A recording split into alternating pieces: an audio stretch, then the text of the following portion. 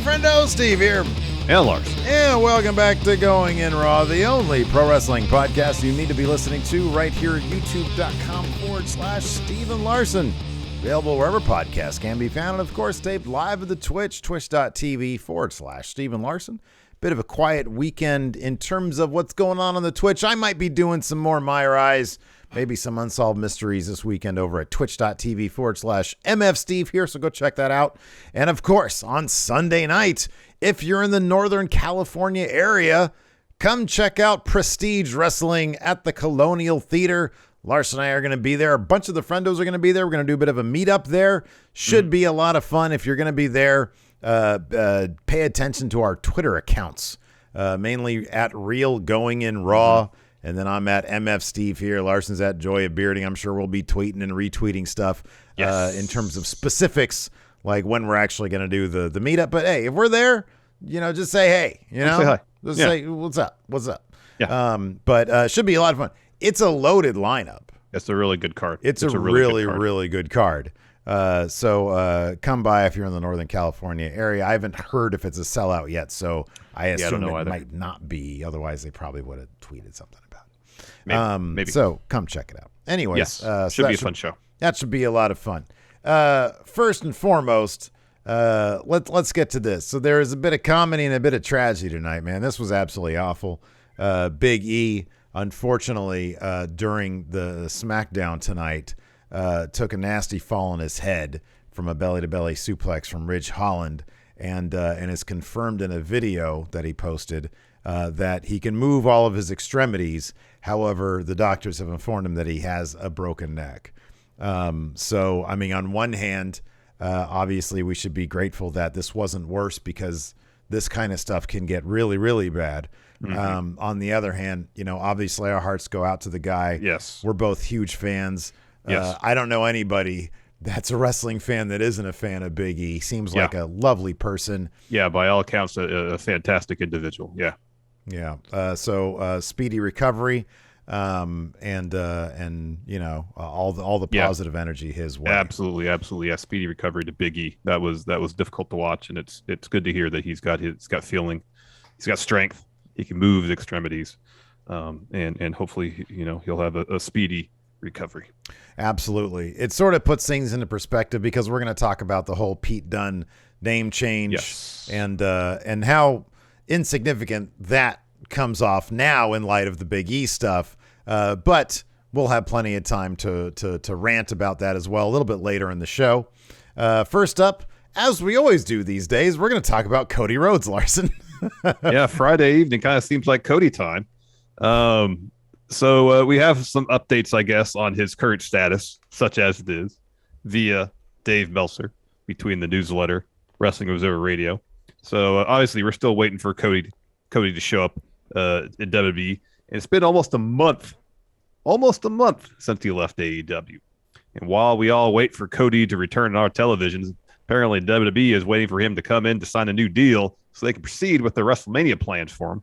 In the latest Wrestling Observer newsletter, Meltzer wrote, quote, WWE's creative team were told this week to hold off on working on Rhodes versus Rollins until Rhodes signs the contract, because they already worked on it, and they had to stop everything when they weren't sure if Rhodes was coming, but it's not a dead deal. So the plan apparently was Cody versus Rollins at Mania, which I guess would explain why they said undeniable a bunch. Yeah, it makes sense. So they're still setting stuff up in the event, apparently, that Cody does sign. So Meltzer continues, those in the company involved at the high level have said that they don't know what happened, nor has it for sure fallen through, as talks were ongoing during the week, and he could still debut imminently.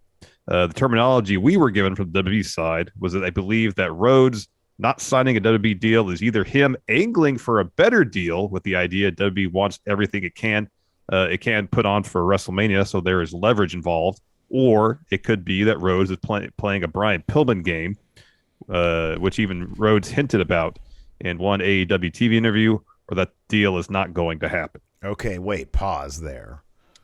Brian Pillman game. I respect you, Booker Man. I respect you, Booker Man. Yes, of course, where he pretty much orchestrated his own release from WCW. Yeah, right. And then he showed up in ECW and then WWF, so he was playing all sides. what in this case though? What would he being the Pillman orchestrate? He's already gone from me. This is the only thing I could think. Yeah. That if they're referencing Pillman here, and it's not a one-to-one analogy, is that Cody's leaving, negotiating with WWE in hopes to improve his negotiating leverage with AEW. They just posted the second biggest pay-per-view numbers in the company's history. I know. They're getting along fine without him. But maybe Tony Khan really likes Cody, and maybe he's really bummed out that he left. And maybe that's the leverage that Cody has. I don't know. Tony, we can talk to Tony right now because we know he watches. Tony. We'll talk to camera then. Tony, Steve here from Wrestle Juice. Larson, of course, you know him already from Wrestle Farts. Wrestle Farts, yes, that's me. And the upcoming Gaming Society X. Here's the deal, man. We're fine without him. Kind of prefer to see him go to WWE. It's all good. Sad last days of Cody and AEW. We said our goodbyes. We have closure on that. You wrote that too long, didn't read, press release praising him and Brandy for whatever reason. So, just let it go. You don't need him. You don't need him. So Meltzer also mentioned in a recent edition of Wrestling Observer Radio that WWE was hoping that Cody would debut for the company this upcoming Monday because Raw's in Jacksonville. Yeah. So these transcripts of what Meltzer said are from Cultaholic. Quote, obviously WWE wants him for WrestleMania. Time is running out. There's Raw on Monday in Jacksonville. If he's going to be at WrestleMania, it would make sense to me, not to me, Larson, to Dave Meltzer, that he would debut in Jacksonville. Actually, he should debut 3 weeks ago if they have a deal, which we don't know. If he's not there, I presume the deal is not close because that was the day that they wanted him. From what I understand, he had stuff set up for WrestleMania, and it was off the board a couple days ago. Talks were still going, and I guess we'll find out. All right. Well, yeah, like I said, I guess we'll find out. So wait and see. See how it plays out. Yeah. I mean, the thing is, that Dave is correct in that you would think that WWE would want, everything possible for WrestleMania. They really try to load these shows up so that they can just phone in the rest of the year. And so, you get Cody in there. That's a big deal. And the thing about Cody is that if he's like, hey, you know what? I got money. I got a Hollywood Connects. I could be on Heels season 2. I don't really need you guys, but I know you probably really want me. So give me more money. And because, he's got that money. Did you see that tweet from Brandon Thurston today? It was sort of offhand thing. He said, chances are both AEW and WWE are going to get even bigger money deals when the TV rights comes up. Everything just goes up. Yeah. And so they have so much money. And, you want Cody?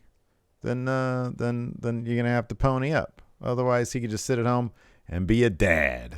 All right, let's take a quick break here to get a word in from our sponsor, BetterHelp. So, Larson. Yeah, Steve. I'm sure you know that relationships take work. A lot of us will drop everything and go out of our way to help someone we care about. But how often do we give ourselves that same treatment? BetterHelp is here to remind us that you got to take care of the most important relationship in your life, the one you have with yourself. Several years ago, I started dealing with severe anxiety, and it was then that I learned firsthand how important it is to take care of myself and talk to a therapist. But I also learned that it can be really tough to find the right person to talk to. Today, BetterHelp's online therapy makes that process of finding a therapist much more convenient by offering video, phone, or even live chat therapy sessions, and you can be matched with a therapist in under 48 hours. Remember that you are your greatest asset, so invest as much time in yourself as you do the others in your life. Check out our sponsor, BetterHelp. And right now, Going In Raw listeners can get 10% off their first month at betterhelp.com/raw. That's BETTERHELP.com/raw. Before we get back to the show, let's get a word from our sponsor, Coinbase. So, Steve, going to be honest with you. I've been curious about getting to the world of cryptocurrency, but I find it all a bit overwhelming. I literally have no idea where I should start. Where do I start, Steve? Steve, do you know where I should start? Yes, where do I start? I do. Absolutely, man. You know, because I was once there with you, man. But then I started using Coinbase, which makes learning to buy and sell cryptocurrency simple. Coinbase's easy-to-use platform has basically turned me from a crypto dullard into a crypto pro. It was a breeze to start my own portfolio, and Coinbase supports the most popular digital currencies on the market, as well as offering portfolio management and protection, learning resources, and a mobile app so I can keep tabs on all my crypto in one place. So whether you're looking to diversify, get started, just find a better way to get into crypto markets. Get started today with Coinbase. For a limited time, new users can get $10 in free Bitcoin when you sign up today at coinbase.com/going-in. Sign up at coinbase.com/going-in for $10 in free Bitcoin. This offer is for a limited time only. So anyways, did you have any sad last words about this week's Cody news? No, it's all just kind of more of the same. Let's wait and see see how things play out. And if he shows up, he shows up. If he doesn't, he doesn't. If he doesn't, Seth Rollins will host the show. He'll host WrestleMania. That will probably be his role. Yeah. So we'll see what happens. I don't know. Looking forward to it. Maybe we'll see him on Monday. Maybe not. You know who we saw tonight? A brand new character, a guy that we knew as a name, but then Sheamus and Ridge Holland knows him as a different name. Ladies and gentlemen, tonight we saw the debut of Butch. That's right, Pete Dunne. I manifested this, man. I called this. I said they're going to put Pete Dunne with Sheamus and Ridge Holland. No, here's the thing. You said they're going to put Pete Dunne with Sheamus and Ridge Holland. I'm like, all right, that's cool. Oh, yeah. Put the bruiserweight, doing the bruiserweight thing with Sheamus and Ridge. They all like to fight. Cool. Mm-hmm. You get to say anything about Butch. I wanted you to be surprised. Oh, all right. I wanted the internet to catch on fire. That's the ace up your sleeve you had there, huh? Oh, man. Yeah, dude, absolutely. So right before SmackDown went on air, Fightful Select had a report saying there is going to be a debut tonight, and that it was going to involve Sheamus and Ridge, and the name Butch was associated with it. And that first thing I thought of was, oh, gosh, is this Pete Dunne? Yeah. And then it was Pete Dunne. I'm not going to go into it. I think by tone of voice, it's fairly evident how I feel about it. Oh, go into it. It's what people want to. Come on, go into it. This is the show, man. This is what people are paying attention. They want to hear it, man. He is one of your favorites, Larson. He is one of my favorites. I like Pete Dunne. Away, man. I like Pete Dunne a lot. A lot. He might be one of my 10 favorite wrestlers in the entire world. Mr. Sinister says Larson must go. All right. So he's one of my favorite wrestlers in the world. He has built a brand for himself as Pete Dunne. Whenever he showed up on the main roster, the crowd has reacted. He was the second, and after he dropped the belt, the longest reigning NXT UK champion. His run in the NXT itself has been kind of stop and start. It's like they didn't really have much credit for him, which is weird because he's Pete Dunne. You put him in the ring, let him wrestle, he'll get over. It's what he does. And so, with all main roster call-ups, you got to be a bit wary about it because the record, it's not stellar. It's dog shit. It's not, not stellar is an understatement. It's and then you bring up Pete Dunne, as Butch, and it's just not the name. He's got the Peaky Blinders gear on. He's dressed up as Ridge Holland's little brother. And here's for me, there's a lot I don't like about it. The worst part about it for me is you just bring him in, he's like another guy. Where's the impact? He has the potential to be an impact player in any company, and you bring him in as Sheamus's goon. It's lame. He's their X factor. He's the little he's guy. Their wild card. He's their wild card. He's the hothead. I don't know. It's funny because I like Pete Dunne. I think you're a bit bigger of a fan of Pete Dunne than I am. I really appreciate him. At a certain point, I think over the last, I guess 4.5 months ago now, sometimes, dude, you just see the writing on the wall, and so you lose emotional attachment to certain things. As wrestling fans, we get emotionally attached. As fans of whatever. Rogue One is on this other screen right here. And Star Wars is one of those things I get emotionally attached to back when I was a kid. I love this shit, right? Yeah. I love Mandalorian. I haven't watched Book of Boba Fett. I don't know if I'm going to love that one. If you want to hold the Star Wars universe and they sort of esteem, you can kind of pass on Book of Boba Fett. You can pass on a lot in terms of Star Wars. Yeah, no. Star Trek, I watched the latest Discovery. We get emotionally invested that we're supposed to do. That's what their job is, to get us emotionally invested. So we'll put down some money and we'll engage. Exactly. That is the job of storytellers. Right. The problem is, man, like at a certain point when they started completely and totally disrespecting a certain type of wrestler that was heavily recruited and promoted 4 years ago, when they started doing that, man, I was just, it is what it is. I laughed at Gunther. Dewdrop was probably the worst one. The Dewdrop is probably the worst of them.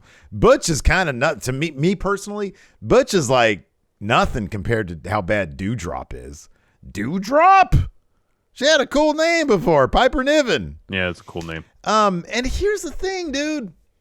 I feel like it would be less of a deal if they had like motivate, like they call him Pete Dunne, and then they I've known this, if Sheamus is like, I've known this guy since he was 13 years old, and back in the day we used to call him Butch. Right? Like just give it a backstory. I know. Throw us a fucking bone. I know. Like just throw us a bone. And so but they stopped I don't know if they ever really did it. But like they just don't do that because they don't care, because the only thing they care about is Brock versus Roman is going to be the big thing, and they got Ronda Rousey and shit like that. Yeah. So Pat on commentary, obviously he has history with Pete Dunne. He knows who Pete Dunne is. Yeah. So when he first comes out, he mentions that, hey, that's Pete Dunne. And then it seemed like, I could be wrong about this, old Vince started talking to his headset. Don't say that. Don't say his name, because Pat McAfee just said, oh, we used to know him by another name, but Sheamus and Ridge have always known him as Butch. Yeah. And if you give me a backstory, you give me something like, okay, this is just their nickname for their friend from years back. All right. But the problem is for me is, in basically every way, at least from his debut, they weren't letting Pete Dunne be Pete Dunne. Yeah. Like, even felt like when he was in the ring, he was holding back on his elbows a little bit. Yeah. Dude, I mean, that was one of the things about Pete Dunne that I was always sort of weary about, is that with certain people, Aleister Black. I thought Aleister Black was a can't miss guy. Hold on. Zonto says, but in story, Ridge and Sheamus just met. I know. Look, but our main point is they could have done at least, hey, effort goes a long way. It really does. Show me that you're trying, at least like the other night on Dynamite when they were like, oh, the title match went short, so we had this match ready for you. Did it make total sense given, that they don't know how long the other matches are going to go? No, but they try. It's an effort thing, That's all I ask. A little bit of effort. Certain people, Samoa Joe, Aleister Black, there's probably others that I'm not thinking of, that I thought were like sort of like can't miss guys on main roster. Keith Lee. Yeah, Keith Lee. I thought would just go all the way to the top. And there are others and those ones are kind of shocking when they're like, really? You guys can't figure that out? There are others where I look at them and I'm like, I don't know. Like you just said, Pete Dunne can go into any company and be an Impact player. I think the caveat for me for that phrase is main roster WWE, just because of their Shane is a great example. Yeah, just because of their history, like at this point they obviously like big beefy dudes in their men's division. And if you're not that, I mean, there are outliers like Ricochet, who, he's had some titles. He's a current Intercontinental Champion. Has he been, he went through a whole long stretch where he was on Main Event. The argument definitely can be made, I think probably, and I would agree with it, that he's been underutilized in his time in WWE. Oh, yeah. He's a spectacular wrestler, yeah. Pete Dunne, I've always in the back of my head have been like, look, I love this guy. I think he could be an Impact player in Impact, New Japan, AEW, Ring of Honor, anywhere else. I don't know about main roster. And what we got tonight was kind of. Well, here's the thing. That's kind of a self-fulfilling prophecy when they debut him as Butch. If you bring him out there as Pete Dunne, he's out there snapping people's fingers. I'm not saying it's a sure thing because nothing in WWE is a sure thing. I get that. You debut him out there. I can't remember who mentioned this here in chat. Says you have him come out, he attacks Ricochet and starts snapping fingers. That's an impactful debut. I'm not saying that he can't do that. I'm saying they don't do that. Oh, I know. So like, that's the thing is that they don't have a spot. I mean, that's what AEW has done is they've been like, hey, a lot of these players in NXT, we feel like they can be major players on the big main roster type stage. And they've shown that they can be successful with that. Are they yet at the success level of WWE? No, because they're 3 years old. Mm-hmm. And so, long term, will that strategy work for them? I assume so. Will they ever be at the level in terms of financially as WWE? Who knows? I don't know. But if I think that philosophy could work in WWE main roster, but it's obviously a philosophy that Vince McMahon has elected not to go to. Mm-hmm. And so when I see somebody that I sort of get the feeling, I don't know if this is going to work, I have a hard time. It's more like, okay, I'll believe it when I see it. But when I see this, I just am kind of numb to it. I laugh about it. And then I see like the reaction online, which is kind of entertaining in its own right, because people their heads explode. And it's sad. I hope that he's getting paid a lot of money, and I hope that he is able to really run with this. I mean, he tweeted out the name Butch, and then he just put the word probably. I just honestly, man, to me, it's a bummer that they care so little about what the actual people who are invested in their program think, not to at least put in the effort. At least, hey, you know what? At least with Dewdrop, there did seem to be a story there where she was under the wing of Eva Marie. Eva Marie, thank you. And Eva Marie gave her that name, and then Piper Niven empowered herself with that name and broke free of that. Yeah. There's a story there. Yeah. Maybe, granted, this is one night. Maybe there's a story they're telling with this. Track record's not great. So, yeah. No, you're right. And that's the problem. The I'm track not going to give record's the benefit of the doubt. And as a fan of Pete Dunne, it's hard for me to be numb to this type of stuff because I want, when you watch their work, you're a fan of their work, you appreciate the work, you want good things to happen for them. Yeah. And when their debut is Butch and not Pete Dunne, and he's a goon, not making an impact, you just think, and yeah, I understand for certain people, you could probably see the writing on the wall in terms of how WWE is going to approach their creative. And I also think about from his perspective, granted, he's a business person. Hopefully he's getting paid good money. You work. He's been wrestling since he's been, 13 years old? Yeah, probably, yeah. To get to the main roster. Mm-hmm. And I don't know Pete Dunne. He might not feel this way. Mm-hmm. But I'm guessing in his mind, after all the success he's had in the WWE, under the WWE umbrella, go to main roster, make an impact. As Pete Dunne. Yeah. And he walks in probably to SmackDown today, and someone says, okay, you're Butch now. Yeah. That might be deflating. Yeah, maybe. But also these people know that it's a business. Absolutely. And but I mean, we always like to say that, but then you hear stuff about like FTR when they're there. Keith Lee just talked about how deflating it was for him. So you're probably right, and that's sad, and you're absolutely right because we want the best for him. I absolutely agree with that. One thing I do know though is that I think he more than a lot of people, now that he's on main roster, he's there. And I think him more than a lot of people have a shot at taking, dog shit and turning it into, if they put him in a position where he can get in the ring and put on really good matches, and show the immense in-ring charisma that he has. Yeah. There's a chance he can get this over. Mm-hmm. Yeah, there's a chance that. I mean, I don't know what the storyline is or the character is, other than he's just their goon. Yeah, he's going to be in the ring. Card, I don't know. In the ring, I don't know, like about overshadowing Sheamus. Sheamus is a hell of a wrestler. Ridge Holland's not, and I could see Pete Dunne sort of overshadowing Ridge Holland and getting over with the fans. He might be the kind of guy where the fans are able to get him to the next level. Those kind of wrestlers are pretty rare. Where the fans will really get invested to the point where they'll do that.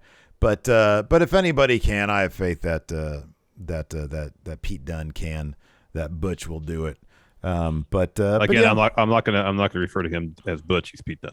Butch, come on, Butch. No, not gonna happen. Not gonna happen.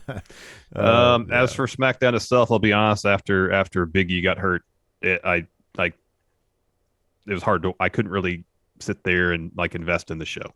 So my notes are scant. I didn't take a ton of notes about stuff. I was just more worried about his well-being and how he was doing more than anything else. Well, I'll be honest with you, not a lot happened.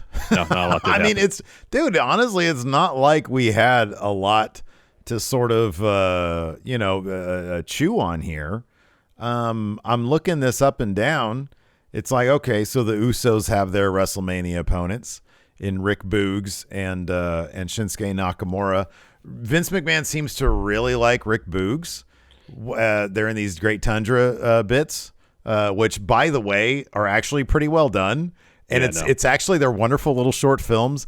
I wish WWE would do this kind of shit, but they don't. You show them as actual people and not and it really works. Over the top characters. I know it works way more when you show them as actual people. I know it really works. The thing about the Boogs bit is, so the whole setup was Boogs and Nakamura come down. They say, we're going to be your WrestleMania opponents. And Boogs has his knee wrapped up. Mm-hmm, yeah. And so the Usos make fun of him about it.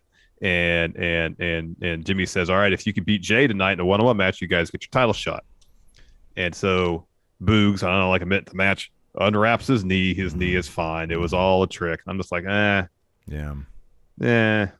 Oh man, yeah, that's cool. I don't know. Yeah, I don't know, man. It's just kind of meh. Yeah. It's But what do you expect from Boogs? I mean, I expect him to shred, man. That's what I expect of him. He can shred. I expect him to shred on the guitar. Yeah, man. Sing falsetto and distract Nakamura's opponents. He looked so proud of his ruse. He was good for Boogs. Good for Boogs. It's the Boogs ruse. Yeah, Boogs ruse. Yes. I don't know. It's they're 3 weeks from Mania. They realize, we got to start filling in this card. Well, what do you think of their shortcuts chances? to motivate? What do you think of Shinsuke and Boogs' chances? Let me ask you this. I don't know. This is kind of related. What do you think of Brock's chances? I'll tell you, every week they go up a little bit. Right? That Madison Square Garden thing, he was bleeding. They don't go up a lot. They go up a little bit. But I guess this is what happens when you invest basically all your creative energy into one storyline, is you can try to make an outcome that seems plainly obvious, a little less obvious. Yeah. And so people get to that match and they're on the edge of their seat thinking, Brock actually has a chance to win. Yeah, I mean that's them doing their job. Exactly. For sure. It's not going to be all my confidence points on that one, I'll tell you what. But I don't know, man. I could see they really Vince really seems to like Boogs. I don't know that they don't win that at WrestleMania. I don't know. I don't know either. WrestleMania might be relative. Okay, let me ask you this. Sami Zayn had his phone number outed by Johnny Knoxville via plane and TMZ today. Yeah. Who do you like in that? It's got to be Knoxville going over, right? Winning. That's the only reason I'm guessing Sammy dropped the Intercontinental title. So when Knoxville beats him, he's not the new Intercontinental champion. Not going to be champion, exactly. So once Sammy dropped the Intercontinental belt, I'm like, he's losing this. Yeah. He's losing this. I'd probably put a lot of confidence points on Ronda Rousey tapping out Charlotte Flair. Oh, yeah. I would put a ton on that. Probably put a lot of confidence points on that. Let's just dive into it. Then we'll talk about some Rampage. Kicked off with a Brock Lesnar promo. He was not happy. Cowboy came out. Big old Farmer came out. And because they aired the entirety of the Madison Square Garden thing. Yeah, pretty much. So he says, Roman. This dude started getting wooded, by the way. He says, Roman, you changed the rules. What? He's changed the game. What? He says, for the last 6 days, I drug my ass out of bed and I looked in the mirror, and he shows his scar to the camera. And he says, Roman, you don't draw first blood on Brock Lesnar and live to tell about it. I'm there for blood. I'm here for blood tonight. He says, I don't care about Mania contracts. And then he chucks the belt over at commentary. He says, I don't care about WWE titles. He says, Roman! Yeah, Pat had to duck. I know. That thing came screaming at him. Yeah. He says, Roman, get your ass out here. I want your blood. He says, blood for blood, that's what I want. So Paul Heyman comes out and says, Brock, take the temperature down. He says, if Brock doesn't want to listen to me ever again, listen to me now. He says, Roman's not here this evening. He says he knows Brock better than anybody on that planet. And Brock's like, shut up. He says, if what's coming out of your fat, lying jowls is true, then who's going to protect you? And then Brock leaves the ring. Paul goes backstage, and Brock, just like the scariest bear you've ever seen, starts chasing him through backstage. People are trying to get in his way, and he's just chucking them left and right. Heyman gets in a car and speeds off. It was like that scene in Terminator 2 when Robert Patrick was chasing after him. Yeah, that's a good analogy. But fortunately for Paul Heyman, Brock is not a T-1000. No. A learning computer. Not made of liquid metal. Then we had the Rich Holland Sheamus interview where they're setting up the match tonight, and they introduce Pete Dunne. So Sheamus says, hey, they're asked about, what'd you do to Big E's ATV? Why'd you destroy it? And Sheamus like, no, we improved it. And Rich says, that's right, and we're expecting a proper fight tonight. And that's when they're asked about the sledgehammers they have. And they said, no, we brought someone deadlier than 2 sledgehammers. They brought Butch. And there's Pete Dunne. And he enters into frame. And I honestly think, I know we can all project on him that he looked uncomfortable. I think he was trying to look like whatever Vince McMahon told him to look like you're the X Factor. Like you come in and you're kind of twitchy and, you're like, oh, I'm going to throw down at any moment. I get the feeling that's what he's supposed to be.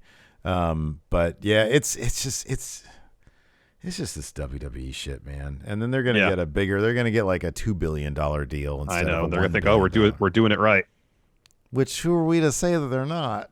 Well, I mean, here's the thing. They're doing it right in terms of making money for the company. In terms of creating interesting storylines, we can firmly say they're on the wrong path. There.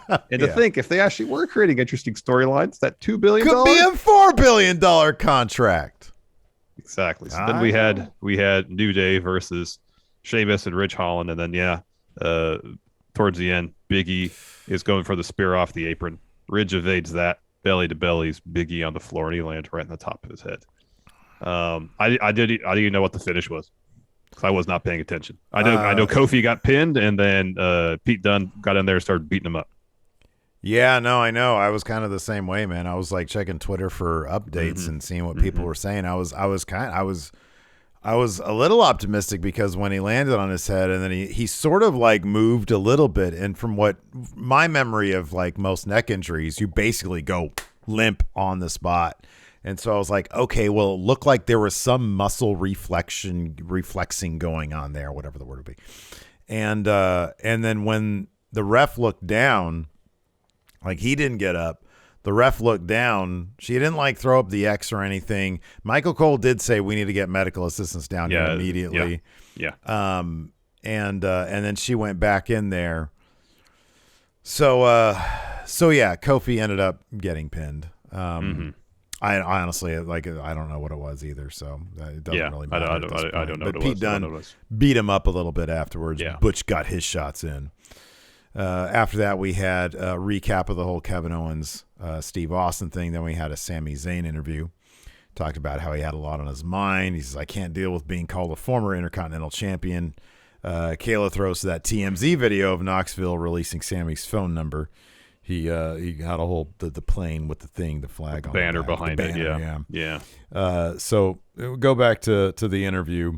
And Sammy's like, how can you even show that right now? It's got my number on it. He's been, I've had no time to prepare for my IC title rematch. He says, how can I when I've had 10,000 text messages? He says, I'm not actually worried. He said, if there's one thing I learned about myself is that I can overcome. So Ricochet, not a problem. He's actually not that good. He got lucky last week. He says, but Knoxville's not here tonight, so I'm going to get my IC title back. He says, Knoxville wants me. He's not going to get just Sami Zayn. He's going to get the Intercontinental Champion. Yep. Then we had advertised next Drew McIntyre and the Viking Raiders versus Happy Corbin, Madcap Moss, Jinder Mahal. You thought this match was going to happen. You were wrong. You were wrong. So Drew comes out for his entrance. He's in the ring, go to commercial to come back. And then Baron, Moss, Shaky, and Jinder are beating up the Viking Raiders backstage. So Drew walks up the ramp. The heels come down to meet him. He pretty much fends them off for a while. And he's about to throw down with Baron. And Riley's about to make his move. Jinder grabs him by the ankle, so Baron lays him out. They take him to the ring. They start beating him up a bunch. Baron gets in Drew's face, accepts his challenge for Mania. He's mocking the Claymore countdown. So Drew fights back. So Corbin gets out of there. Drew clears the ring. He grabs his sword, points it at the Mania sign, talks trash to This Sheamus. is probably, right now, looking at all this stuff, most confidence points on Drew McIntyre. Oh, yeah. I can kind of see that as being most. Yeah. After that, we had what was supposed to be a Ronda Rousey promo. For some reason, when she started talking, my eyelids started like closing involuntarily. Yeah. And then I woke up and this was all done. No, her promos are just so sleepy, man. They're so sleepy. You got to project. You take some acting classes or something. She says, we're a month away from one of the biggest matches in my career. But just last week, Charlotte showed me her grappling ignorance by calling me a one-trick pony. That's like saying Mike Tyson wins a lot because he knocks people out or something like that. So she says, where Charlotte just sees one armbar, what I see is 1,000 ways to get to the armbar. I've been spending the last 3 years refining her.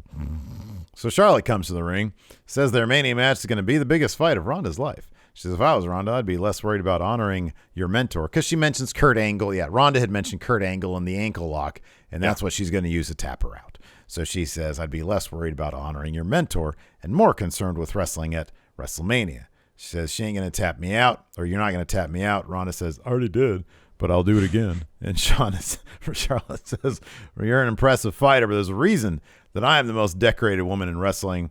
I look at you and I see a one-trick pony, and at WrestleMania, I'm going to embarrass you and make you tap out. And Ronda says, I'd love to see it.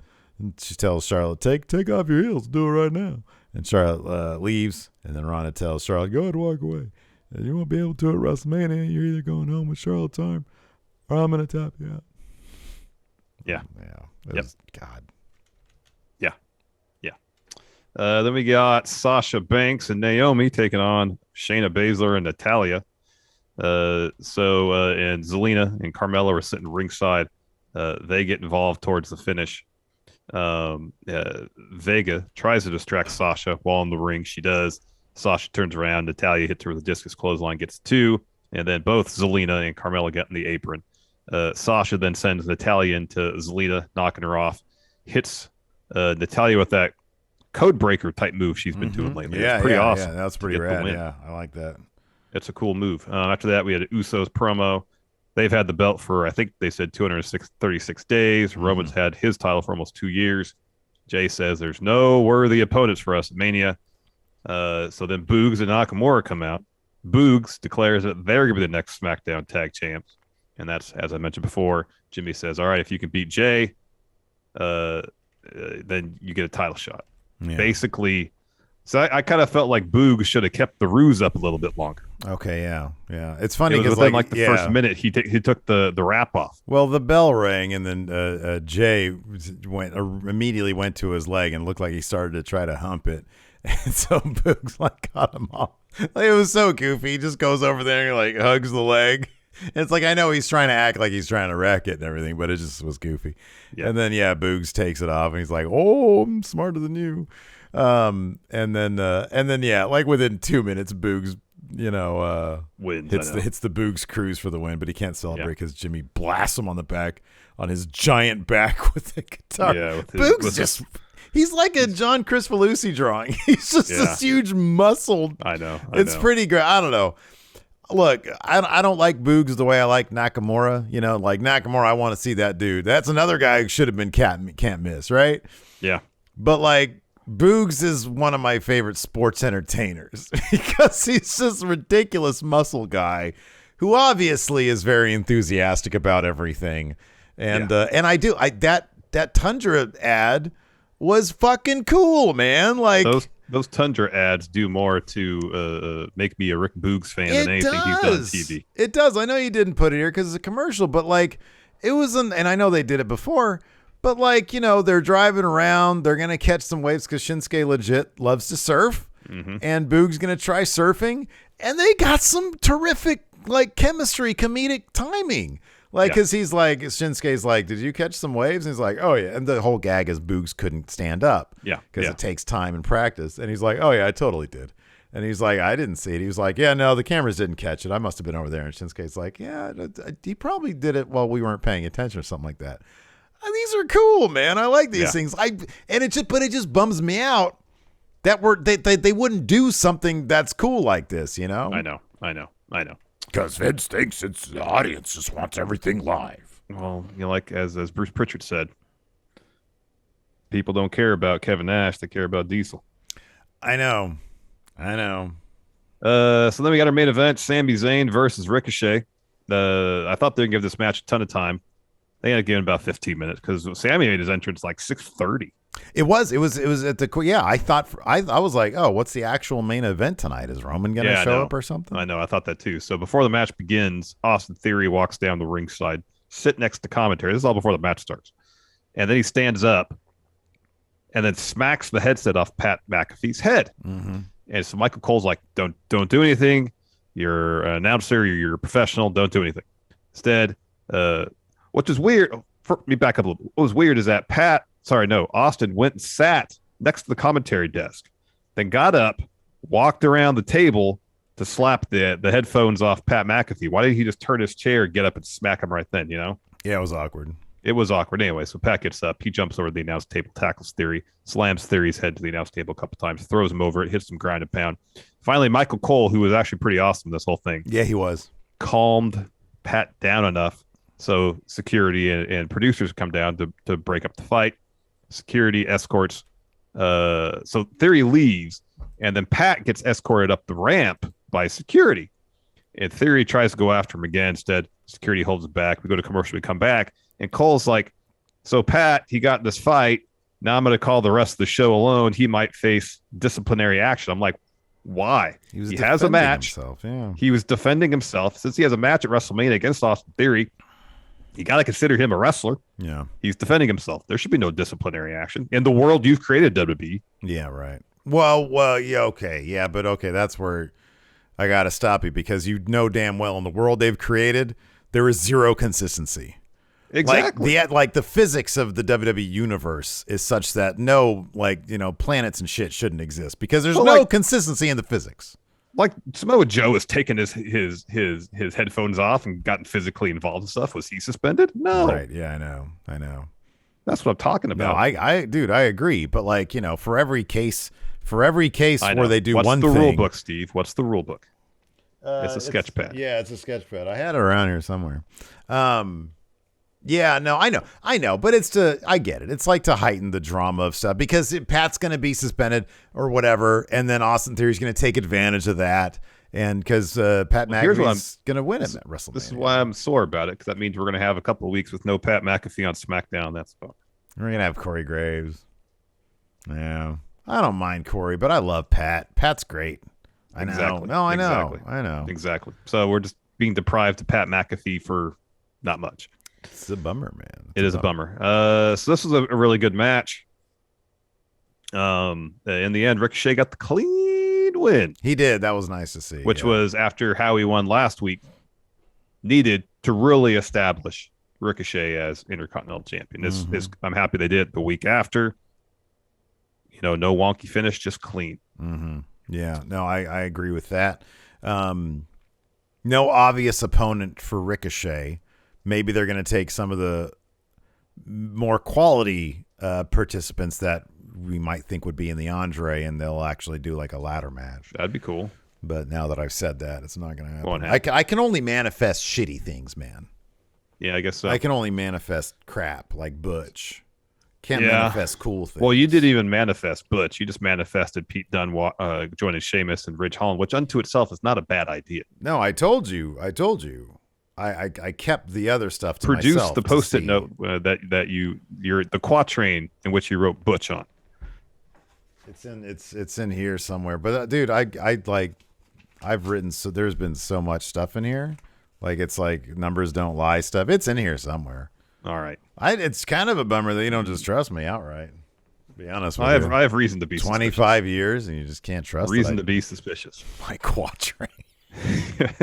None of those quatrains made a lick of sense anyways, man. Nope. That dude would misspell everything and people be like, to actually close the show, Hip hop hippo. He knows the quatrain, man. Yeah. He knows the quatrain. To end the show, we had a Charlotte Ronda brawl backstage. They were kind of trying to reference the awesome brawl Charlotte, Ronda, and Becky had leading up to WrestleMania 35. This had, I don't know, maybe 45% of the energy and urgency that particular brawl had. It was fine, but nowhere near as awesome as that brawl that happened, 3-4 years ago. Anyways, in the end of it, Charlotte ends up suplexing Ronda on the hood of a car, and then kind of almost kind of puts like a camel clutch type move on. Charlotte had a cool like leather jumper. Jumper, yeah. That was cool. The quatrain needs a comeback, man. That's what we got to bring some quatrains back. I'll find it. I'll post it on Twitter. Follow me at MF Steve here. So that means after we're done, you're going to write it down. Mayor of Planet Houston, look into Nostradamus. He wrote all his predictions in quatrain form. Quatrains, yes. Yeah, dude. This guy was predicting shit like hundreds of years before it happened. Anyways, after that, shame he never really got a cut of all the publishing deals that he got like later on. Well, I mean, he didn't predict his own immortality, so it's impossible, Steve. He should have got a super advance on that shit, man. Yeah, I mean, I don't know, like what, 500-600 years ago, something like that. Yeah, that dude just chilling in his house. We had Darby Allin versus Mark Quinn kick off Rampage tonight. Yeah, did anything? Well, we had Swerve's debut. That was cool. They put him in there against a really good opponent, Tony Nessie. I mean, all the matches were good. Jamie Hayter and Mercedes Martinez beat the heck out of each other. That was a great match. Oh man, yeah, Jamie Hayter took that nasty spill too. After seeing Big E get dropped on his head. Any time of belly to back, belly to belly, any sort of overhead throw. Yeah, even when Drew was I'm doing such an old biddy when it comes to any suplexes these days. I know. So yeah, Darby and Mark Quinn opened up the show. Mark Quinn hit a crazy 450 off the top rope to the floor. Yeah, dude. Yeah, boy. Yeah, that was nuts. Steve is done with professional wrestling that outside of catch can. Man, grappling. Give me some Hackenschmidt, Gotch style. Just like, don't even get up on your feet. Just be doing all that shit on the floor. Mat based. I don't care if it's a 3-hour-long match. Just, don't be dumping people on their heads. It's 3 hours. You can be entertained. Yeah. Exactly. So yeah, Quinn hits that 450. That was awesome. He, however, misses a shooting star press that allows Darby to lock onto Fujiwara armbar. Quinn taps. So Andrade, I think Andrade changed the name. It's no longer Family Office. I think it's just the Andrade Company or something like that. It's called. And you changed it to Wrestling Office. He tweeted, yes, there you go. So they come out, and then Jeff and Matt Hardy, the Hardy brothers, they make the save. Hardy brothers. That's correct. They are the Hardy brothers. They are the Hardy brothers. They make the save. We get a minute of the year and Dan Lambert promo. I didn't write anything down except for Scorpio Sky says to Wardlow that he is the face of the new face of TNT. That's all. Hey, do you buy that was? I think it was Meltzer who said that was always the plan. The TNT title, where it was going from like even going to Cody and then back to Sammy again. Do you buy that? Yeah. I don't know. I mean, we typically say like he talks about talking to people in AEW on a regular basis. Mm-hmm. Like he mentions that all the time. Mm-hmm. Oh, our Lopez Ortiz says Sean Ross Sapp also reported that. Oh, okay. Maybe that's where I got it from then. Maybe that's where I got it from. I don't know. But like, like in terms of reliable sources for AEW information. Yeah. Meltzer's pretty decent. Yeah. Meltzer's good. He talks to those guys. Yeah, he does. EVPs, yeah. So I'm sure that was the information he was given. I don't know. The whole thing is just kind of wonky though. I'm down with unpredictability, but sometimes it like you gotta do the unpredictability right. Like you can't just do unpredictable for the sake of being unpredictable. Yeah, like Miro really lost it. Like, isn't it kind of coincident he lost that title and then like he was. Yeah, I think he was hurt. That's why he had to. I don't know if that's why he did drop it, but he was hurt. Does Tony Khan have some quatrains that we don't know about? Like he knew he was going to get hurt, so he's like, and he knew Cody wasn't going to re-sign, so he was like, maybe. Man, maybe. Wow. Anyways, where are we? House of Black promo. Yeah, I don't know who they were talking about, and with the way commentary was talking after the promo ended, they didn't know who he was talking about either. I thought that House of Black was referencing this promo to Pac, Penta. But in Phoenix, but apparently not, because commentary made it sound like it was something new, kind of nebulous who the subject of this promo was. Someone moved Like someone. I thought he was talking about that Malachi was talking about Pac at first. So yeah. And so once commentary said we don't know who this is directed towards, I took Pac out and put someone in my notes here. Oh, okay. So if you take out someone and put Pac, it might read a little bit better. Okay. I think he said you moved like someone who had the poison taken from their heart, but that the House of Black will make your eyes see black again. And then Brody steps in and says some stuff and culminates with, says, we know your deepest. And then Buddy continues, secrets. And he says, which means the house knows the truth. And then he, wow, they're talking about the Pillmans. They need an easy win right now, man. Go back to the Pillmans. They already beat the Pillmans. Brody and Malachi did. Run it back. And then I thought Julie Hart was supposed to be in there. So. Well, that was under the idea that if the people got misted. Yeah, but then Pac sort of busted that one up too. Yeah. So yeah, House of Black versus the Pillmans. Let's make it happen. Yeah, I don't know. Who'd you like to see them take on next, man?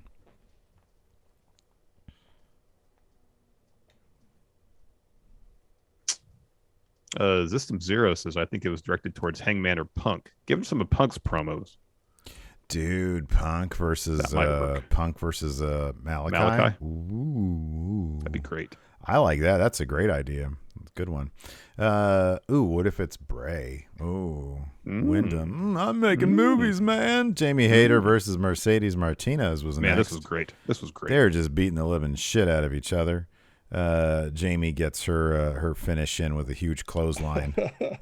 What? Sorry, Floppy Dodger says Forbidden Door and have House of Black versus House of Torture. Oh man, that would be amazing. So many overbooked finishes. Yeah, so Britt got so involved little in wrestling. I know. Britt got involved in this match. Mercedes hits Hayter with like a huge tree of woe German suplex. Yeah. Rebel gets on the apron to distract the ref. Britt hits Mercedes with like 4 forearms while she's on the top rope still. She falls. Yeah, Jamie hits the clothesline for the win. Yeah. After that, we had a really cool Hikaru Shida promo. She says, I haven't forgotten about you, Serena Deeb. She says, I've always been thinking about you, thinking about revenge. She said, what I did last week wasn't enough. I need more, brother. Then we had QT Marshall getting his ass whooped by Keith Lee. QT foolishly called for a diamond cutter at one point. Keith Lee just caught him like he was nothing. Hits QT with a massive pounce. Follows with that Big Bang Catastrophe. Gets the win. Immediately after, Aaron Solo tries to attack Lee. Lee just completely throws him over his head onto the other members of whatever QT. I guess the factory. Yeah. Factory. Camarado hits the ring. Brawls a bit with Lee. Lee hits a Judas effect. A big old spirit bomb. Oh. And then he chucks Solo onto the Camarado and QT onto the floor. And then Hobbs and Starks then hit the ring. And they attack Keith Lee. Lee is able to get a shot in at Starks. Starks just completely falls to the floor. But Hobbs hits Keith Lee with this really impressive, massive spine buster. It was awesome. Then he starts mocking him, doing the little music thing. Great. It was great. Hobbs is a beast, man. I can't wait to see these guys. I know. I can't wait for this match. This is going to be fantastic. Did we get a preview for Dynamite next week? So it's Britt and Rosa in the cage. Oh, yeah. They've been talking that up for a while now. And then it's Hangman and Jurassic Express versus Cole and Redragon. Right. And then Danielson and Mox have another match. But they did. They teased I saw it. Like another. No, then Scorpio Sky and Wardlow for the team. Yeah. Okay. Boy, what a loaded show on Wednesday. It's going to be a good show. We get our customary pre-main event interview. Swerve and Tony Nese. Tony Nese was first. He says, I want to take on Swerve in his debut because I'm on a winning streak. Yeah. But who gets the massive debut? Not me. Not him. He says, I didn't get that. He says, I'm going to give Swerve the welcome he deserves. And then Swerve says, hey, we have history on Friday nights. How about I whoop your ass again? And that's what he did. It was a fun match, though. Yeah, no. You guys put on a great match. Man, it was a ton of fun, yeah. Absolutely. Swerve got the win, of course, with a house call and then a top rope double stomp. Got the win there. So, 1-0 here, Swerve Strickland. Yeah, Swerve's so smooth in the ring. He's great. Oh, man, he's terrific. He had some killer gear, too, man. Yeah. Some 205 live colors. Yeah, it was orange and purple. Pretty cool. Shedding the past. Pretty awesome. We got some questions here on the Patreon. Patreon.com/Stephen Larson. Great way to help support Going In Raw. Well, let us continue this. What are you laughing at? Hip Hop Hippo says, still laughing at the word quatrain. I bet I haven't heard or seen that word in 20 years, lol. Yeah, man. Oh, so Hip Hop Hippo, tell me you've seen Man Who Saw Tomorrow, hosted dude. by Orson Welles. Oh man, I gotta rewatch that. I wonder if that's on you. I feel like that's a movie that should be on YouTube.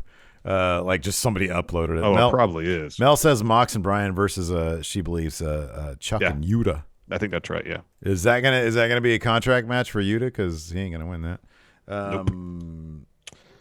Poops on you with the subs says, great work, guys. Thank you. Organ Grinder says, if you had to give Pete Dunne a new name, what would it be? I wouldn't give him a new name.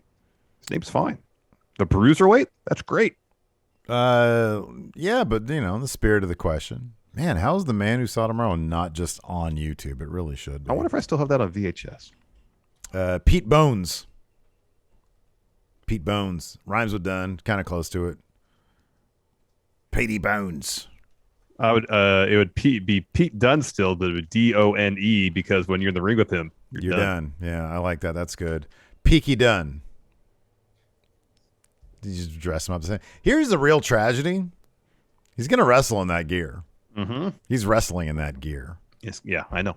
And I totally feel like somebody did totally watch Peaky Blinders. Someone did, not Vince, but someone did. Yeah, and Vince is in on it. He likes it. All right, Alex Foster asks, in kayfabe, why do so many heels have friends in wrestling? Shouldn't most of them hate each other? No, they're not. They're not antisocial. They're not all loners. Like they're all, they still have friends with other assholes. Yeah, I suppose. Mayor Planet Houston, how far does Jeff Hardy go in AEW tag champs, making up for his botched match with Sting and TNA AEW championship? So yes, the Hardys will at some point during the duration of their, I guess now their deals are for the same term. Mm-hmm, yeah. They will be tag champs at some point. Yes, they will be. And I would not be surprised if Jeff Hardy gets into a program. Yeah. For either the TNT or AEW championship. I would be surprised if he actually won it, though. Same. Yeah, I agree with that. But, yeah, I'm looking forward to everything they're going to do. Let's see here. A lot of this is just reactions to Butch here. Okay, Brendan Monroe. In kayfabe, why doesn't Brock come to Raw? Because he's hunting Roman. Yeah, no, that's it. He doesn't he's care. He's the Raw champ, but he's got no business there. Yeah, he has no business there. Why would he? It's just to show that he represents with his championship. He represents as their champion, I know. Pacific Caleb says, so I feel for Pete, but Butch is hilarious. I kind of feel the same way. He says, what's your favorite so bad it's funny wrestling thing? Well, to me, it's Vince tearing both his quads. Yeah, that's pretty funny. It was so bad. I felt bad. It's hard to feel bad for Vince. But yeah, it was so bad it was funny. It was like, why is this happening right now? I know. The funniest name maybe ever given to a wrestler is Bastion Booger. There's that. There's also I really want to go back and watch this, but I'm fascinated by Max Moon. Yeah. Like Conan was legitimately a star in Mexico. Mm-hmm. And then they showed up, they put him in literally, I think this is where I know Bastion Boogers is bad. But like Max Moon? Apparently, didn't they spend a ton of money on that gimmick too? Yes, that's what I read. I read that too. And then he was like, fuck that. He just started no-showing. And so they put that on somebody else. Mm-hmm. And then in WCW, they used him right. Like, you remember when we watched the pre-Wolfpack Conan? Yeah. He was like just a fucking cool dude. Mm-hmm. Yeah, that's nuts. Wizard of Smoke says, want to give a shout out to my daughter who turned 20 today. Well, happy birthday. Oh, well, happy birthday. That's awesome. Let's see here. Dang MQ. Bailey says she's a free agent in kayfabe. So which brand do you want her on? Raw. Who doesn't she have a match, or who's high profile? Like Rhea Ripley versus Bailey. And then after Bianca beats Becky at WrestleMania, we could revisit Bianca versus Bailey because that was great. Yeah. Xavier Gray. I've heard that Vince Russo, bro, was criticizing AEW for ruining Keith Lee because he lost A match to JD Drake? He didn't lose. He won that didn't lose match. that. Maybe he got this wrong here. He says, do you think that the promotion is wasting Keith Lee, or is everyone just overreacting because he just got to AEW? So I guess I've heard criticism too that like they didn't immediately debut Keith Lee like in a high profile feud. And so they're wasting him.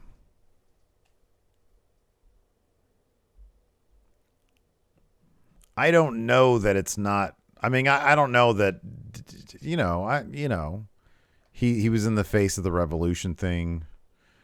I don't necessarily disagree that he could be used a little bit better off the bat, but we're about to get this Hobbs match with Keith Lee. That's pretty cool. I know. But the thing is, Hobbs has to lose that. I kind of don't want Hobbs to be losing right now. Yeah, I know. Yeah. Can we have a match? Somehow have a match where they both win. I think that you can do that. Yeah. Okay, let's do that. Yeah. Let's do that. Both of them win. Yeah. We'll have to figure that one out. We'll look at our tea leaves and write some quatrains. Quatrains, yes. That's the future. Let's see here. War Machine MJ says, in your opinion, which has more prestige? A newly minted title with 0 defenses, or an established title with a checkered lineage? I would probably go with the established title because even if the lineage isn't great, there is a lineage. It has a lineage. Yeah, whereas a debuting title, I don't really consider a debuting title to have any prestige, really. So Architect, I agree with you. Architect says Russo criticized the Lee match for going 12 to 13 minutes. Yeah, I criticized that too and the time, and I still do. I think look, I don't think that's ruining anybody. You're not ruining anybody. It's hyperbole to say that. It's exaggerating. But I do think that he should have squashed JD Drake. Yeah, I agree with that.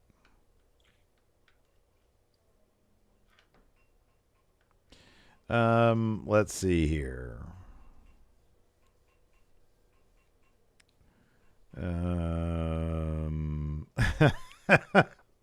No.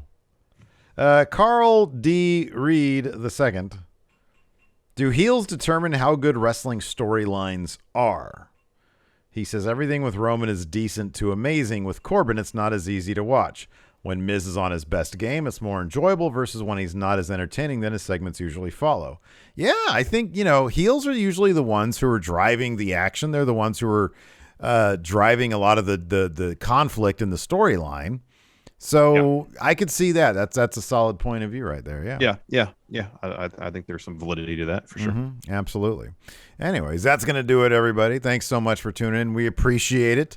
Hopefully, some of you Northern California friendos will see on Sunday at the Prestige Wrestling Show. Thanks for tuning in. We appreciate it. Till next time, we'll talk to you later. Bye.